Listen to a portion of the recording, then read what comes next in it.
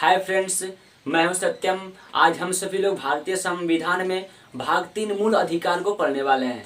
पिछले क्लास में हम सभी लोग पढ़ चुके हैं, 22 पढ़ चुके हैं, आर्टिकल 22 को हम लोग पढ़ चुके हैं। आज हम लोग आर्टिकल 23 को हम लोग पढ़ने वाले हैं। अगर आप सभी लोग पिछले वीडियो को नहीं देखे हैं तो वीडियो के डिस्क्रिप्शन में लिंक दिया हुआ है, वहां से आप जाकर के पिछले वीडियो को देख सकते हैं। आइए हम सभी लोग आर्टिकल 23 को पढ़ते हैं। ओके, प्रारंभ करते हैं।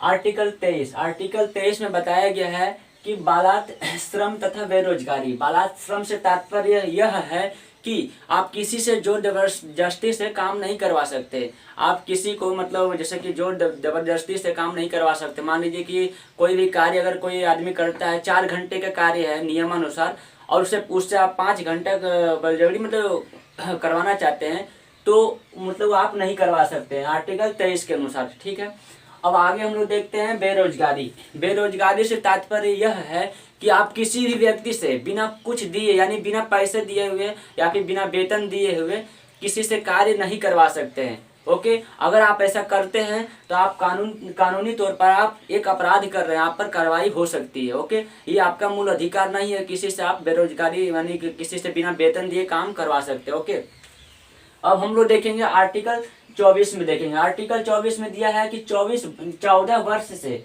कम उम्र के बच्चों से काम नहीं करा सकते हैं। यानी कि आप जैसे कि किसी भी बच्चे से काम नहीं करा सकते जो 14 साल से नीचे हो।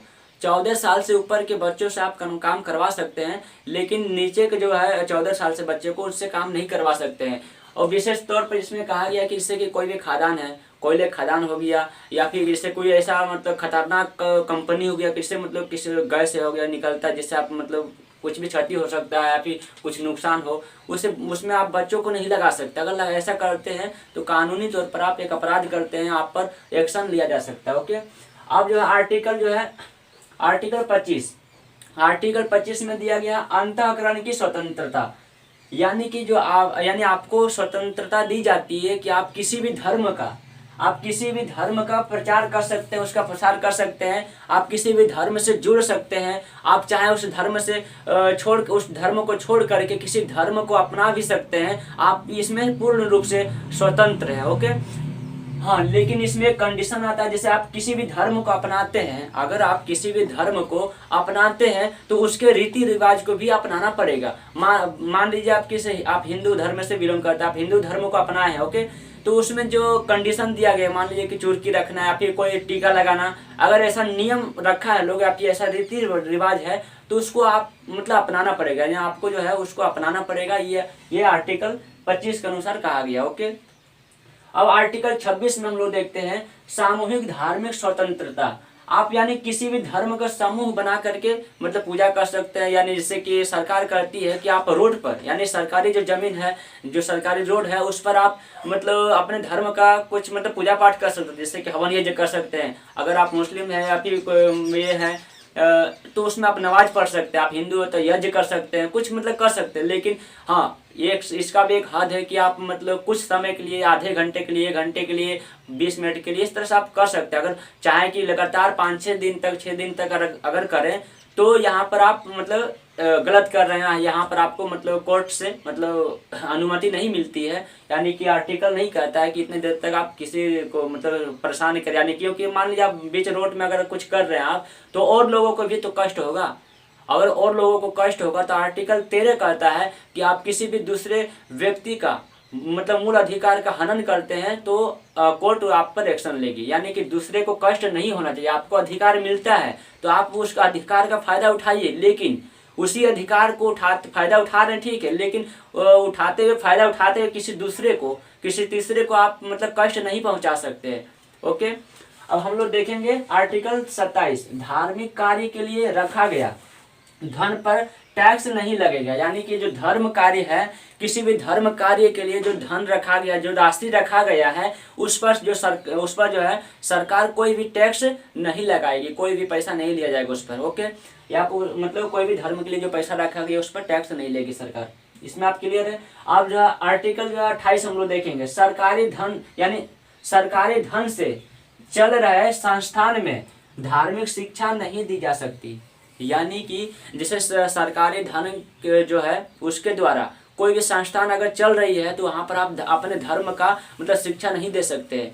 लोग कहते हैं जैसे कि उर्दू का हो गया, या फिर शिक्षा दी जाती है, या फिर संस्कृत का, तो ये आप उर्दू जो संस्कृत है एक भाषा है, एक लैंग्वेज है, उसको आप मतलब दे सकता है, शिक्षा दिया जा सकता है सरकारी स्कूलों में। आप देखते हो कि जब आप मतलब स्कूल में पढ़ते हैं तो उसमें आपको सब्जेक्ट चुनने के लिए मिलता है कि आप क्या लेना चाहते हैं, जैसे कि संस्कृत लेना चाहते हैं या फिर आप उर्दू लेना चाहते हैं। तो जिसको जो पसंद है, जो जिसमें रुचि है, वो आप मतलब ले सकते हैं, वो करता है। ओके, तो ये जो है कोई धर्म का ये इसमें ये नहीं है, धर्म से जुड़ा हुआ नहीं है, बस एक भाषा है, इसलिए इसमें मतलब छूट दिया गया।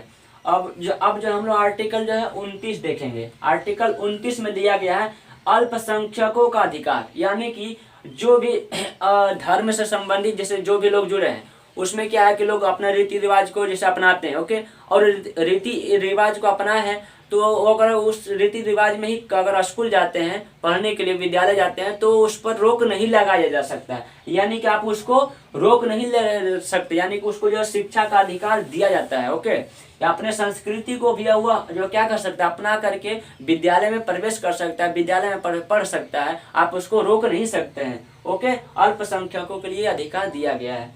अब अगर हाँ, एक कंडीशन है कि अगर अल्पसंख्यक है तो आपको अगर कष्ट हो रहा है तो सरकार कहती है कि आर्टिकल 30 में लिखा गया है कि आप जो है अपना संस्था एक बना सकते हैं। अगर आपको किसी प्रकार से परेशानी हो रही है, आपको लगता है कि शायद मैं इस झुंड में या फिर मतलब इस विद्यालय में मैं ही एक अलग लग रहा हूँ, या फिर ऐसा लग रहा हूँ, या फिर मतलब लोग ऐसा सोचते हैं अल्पसंख्यक, तो अपना एक संस्था बना सकते हैं, और जो संस्था में खर्चा उठेगी, जो भी पैसा लगेगा, वह जो है सरकार मतलब देगी। ओके, अब हम लोग आर्टिकल 31 को जानने वाले हैं। आर्टिकल 31 को जो हम लोग पढ़ेंगे। ओके, आर्टिकल हम लोग 30 पढ़ चुके हैं, अब आर्टिकल हम लोग 31 पढ़ने वाले। ओके, आर्टिकल 31 में दिया गया संपत्ति का अधिकार, यानी कि जो हमारा संपत्ति था वह क्या था, मूल अधिकार था, उसको हटा करके, यानी कि मूल अधिकार से हटा करके 44वां संविधान संशोधन किया गया है 1978 में, और आर्टिकल 300 क के अंदर रखा गया, यानी कि कानूनी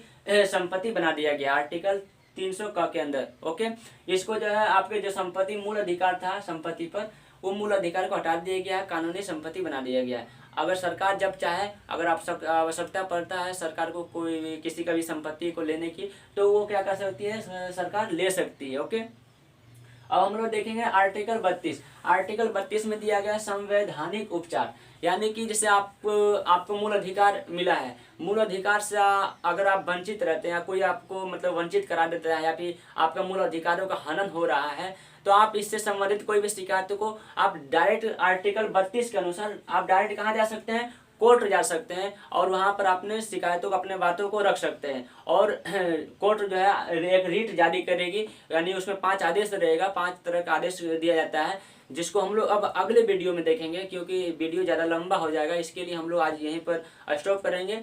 और पिछले वीडियो को अगर आप लोग नहीं देखे हैं तो वीडियो के डिस्क्रिप्शन में जा करके देख सकते हैं, वहाँ पर लिंक दिया हुआ है।